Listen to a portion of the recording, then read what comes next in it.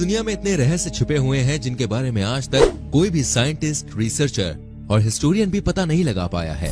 दुनिया भर में कई ऐसे शहर और नगरों के बारे में बताया जाता है जो एक समय पर काफी समृद्ध और संपन्न शहर हुआ करते थे, लेकिन समय के साथ ही साथ और कुछ बुरे कामों के कारण ये शहर पानी में समा गए।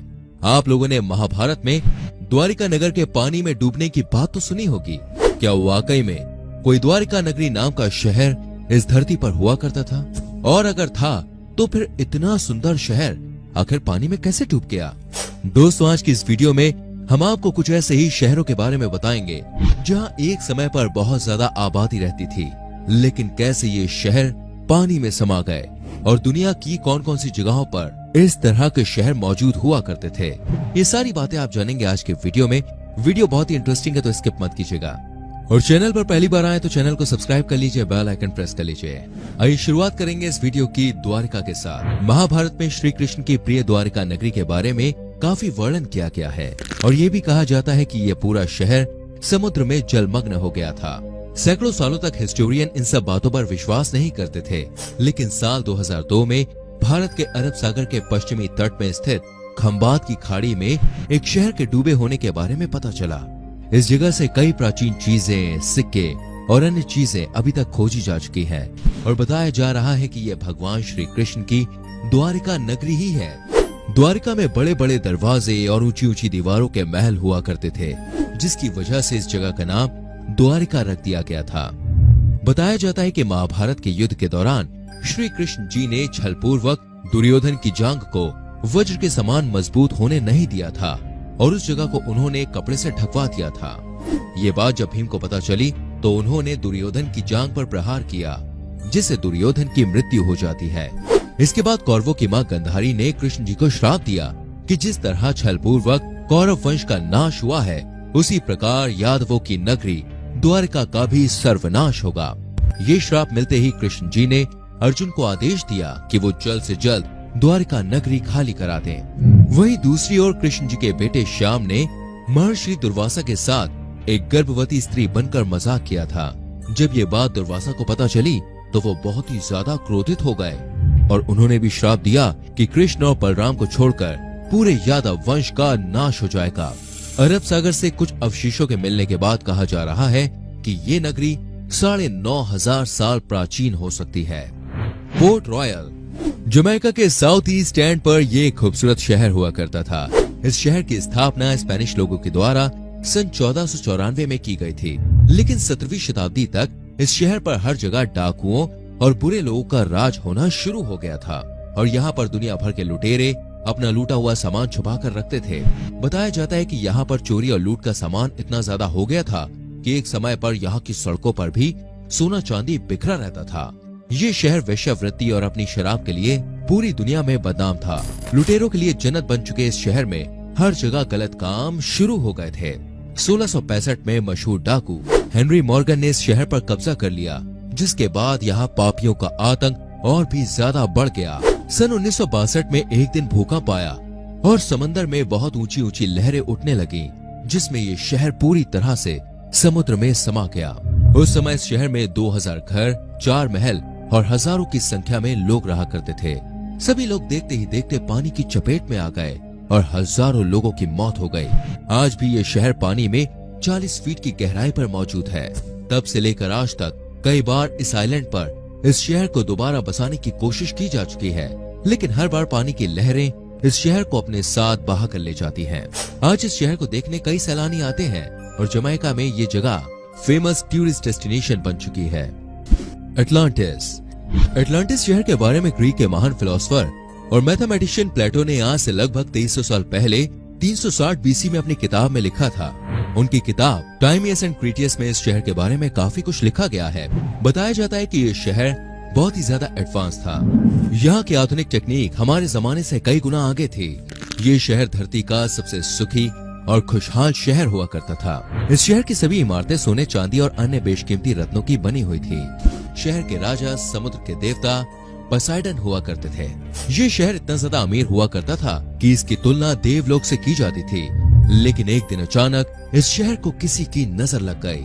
समुद्री डाकू और लुटेरों ने इस शहर को लूटना शुरू कर दिया और धीरे धीरे शहर के सभी हीरे जेवरात लूटकर दूसरे शहरों में लोग ले जाने लगे। यहाँ के लोग चाहते हुए भी कुछ नहीं कर पाए, क्योंकि वो हमेशा दूसरों की भलाई करने में यकीन रखते थे। शहर के मंदिर, पूजा घर, महल और इमारतों से लोगों ने सोना चांदी चुराना शुरू कर दिया। शहर पर बुरे लोगों ने कब्जा करना शुरू कर दिया और ये बात वहाँ के राजा पोसाइडन को बिल्कुल भी अच्छी नहीं लगी। वो अपने शहर को अपनी आंखों के सामने तबाह होते हुए देख नहीं सकते थे। इससे बचने के लिए पोसाइडन ने अपने ही शहर को श्राप दे दिया और ये पूरा शहर एक ही रात में समुद्र में समा गया। वहीं कुछ लोगों का मानना है दोस्तों कि ये शहर धरती के मैग्नेटिक पोल के शिफ्ट होने के कारण डूब गया था। ये शहर वास्तव में था या नहीं, इस बात पर लंबे समय से बहस चली आ रही है। कुछ हिस्टोरियंस का कहना है कि अटलांटिस नाम का कोई शहर था ही नहीं, ये सिर्फ प्लेटो की एक कल्पना का शहर था।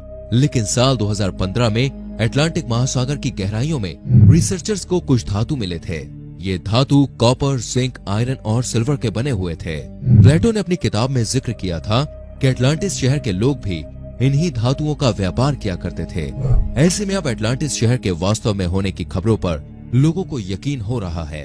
अब तक इस शहर के ऊपर कई किताबें और डॉक्यूमेंट्रीज बन चुकी हैं, लेकिन सच क्या है ये आज भी एक रहस्य बना हुआ है। क्लियोपेट्रास किंगडम, ये शहर इजिप्ट के नजदीक बसा हुआ था, जो वहाँ की रानी क्लियोपेट्रा के कारण काफी प्रसिद्ध था। क्लियोपेट्रा के बारे में कई ऐसी बातें बताई जाती हैं दोस्तों, जिसको सुनकर विश्वास करना मुश्किल हो जाता है। बताया जाता है कि उन्हें शराब पीना काफी ज्यादा पसंद था और वो रोजाना नए नए लोग के साथ संबंध बनाने में विश्वास रखती थी। क्लियोपेट्रा दिखने में बहुत ही ज्यादा खूबसूरत थी और अपनी एक नजर से वो किसी को भी अपना दीवाना बना लिया करती थी। अपनी तरफ आकर्षित करने के बाद वो लोगों को मौत के घाट उतार दिया करती थी। खुद को सुंदर बनाए रखने के लिए वो अलग अलग जानवरों के दूध को मिलाकर उनसे नहाती थी। साथ ही वो देवी देवताओं की पूजा भी करती थी, जिससे उसे काफी शक्तियां प्राप्त थीं। क्लियोपेट्रा का शहर अपने समय से काफी ज्यादा आधुनिक था, जहाँ की टेक्नोलॉजी भी बेहद ही आधुनिक थी। इस शहर के लोगों का रहन सहन, पहनावा सब कुछ बेहतरीन था। आज से हजारों सालों पहले भी इस जगह पर पक्के मकान हुआ करते थे।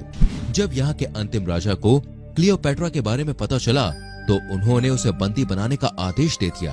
ये बात क्लियोपेट्रा को बिल्कुल पसंद नहीं आई और उन्होंने कहा कि किसी की कैदी बनने से अच्छा है मैं मर जाऊंगी। खुद को उन्होंने एक जहरीले सांप से टसवा लिया और मरने से पहले शहर को डूबने का श्राप दे दिया, जिसके बाद ये शहर पूरी तरह से पानी में डूब गया।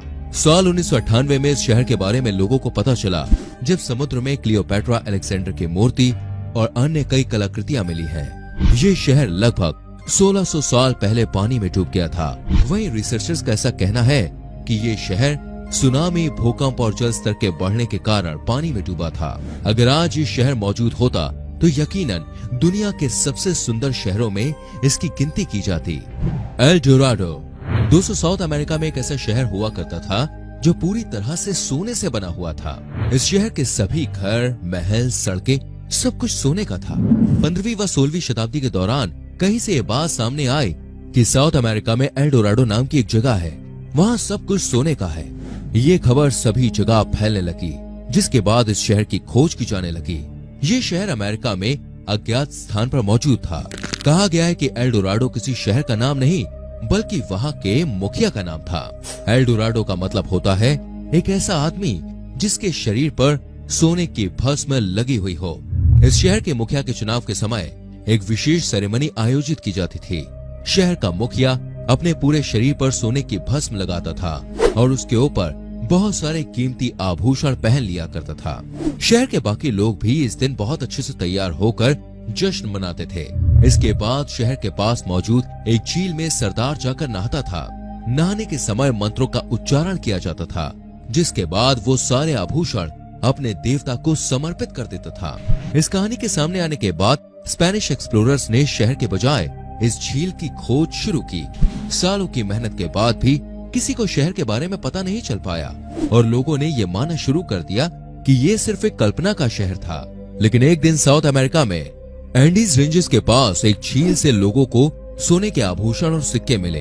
उस जमाने में टेक्निक का अभाव था, इसलिए झील के तट तक जा नहीं पाए। लेकिन उन सुरागों से ये बात साफ हो गई कि एल डोराडो नाम का कोई भी शहर कभी भी अस्तित्व में नहीं था। योनागुनी जिमा दोस्तों, क्या आपने कभी पानी के अंदर मौजूद पिरामिड देखा है? जापान के ryukyu द्वीप के पास समुद्र की तलहटी में एक पिरामिड जैसी चट्टान है। ये पूरा पिरामिड एक ही पत्थर से तैयार किया गया है। इस जगह को पहली बार 1986 में गोताखोर किहाचिरो एराटेक ने खोजा था। उन्होंने इस जगह पर कुछ खंडरों की खोज की थी। इसके बाद सन 1992 में फिजिसिस्ट डॉक्टर मसाकी किमुरा ने जब यहाँ पर रिसर्च की तो उन्हें एक पिरामिड मिला जो लगभग 82 फीट ऊंचा था। किमुरा की रिसर्च के अनुसार ये पिरामिड 8 से 10,000 साल पुराना हो सकता है। इस जगह पर किसी शहर के होने के सबूत भी मिलते हैं, लेकिन आज भी कई हिस्टोरियंस और रिसर्चर्स के बीच एक विवाद है कि ये योनागुनी पिरामिड प्राकृतिक है या फिर मानव निर्मित। इसकी बनावट, सीढ़ियां और आकार देखकर ये मानव निर्मित लगता है, लेकिन एक चट्टान का बना होने और पानी के नीचे मौजूद होने के कारण कुछ लोग इसे प्राकृतिक भी मानते हैं। आज ये जगह गोताखोरों के बीच काफी प्रसिद्ध है और लोग इस जगह पर स्कूबा डाइविंग का लुत्फ उठाते हैं। तो दोस्तों, ये थे दुनिया के कुछ ऐसे प्राचीन शहर जो समय के साथ पानी में समा गए। उम्मीद करते हैं आपको हमारी ये वीडियो जरूर पसंद आई होगी। हमें कमेंट करके जरूर बताइएगा इनमें से कौन सा शहर आपको सबसे इंटरेस्टिंग लगा। साथ ही इस वीडियो को अपने दोस्तों के संग, फैमिली मेंबर्स के संग शेयर करें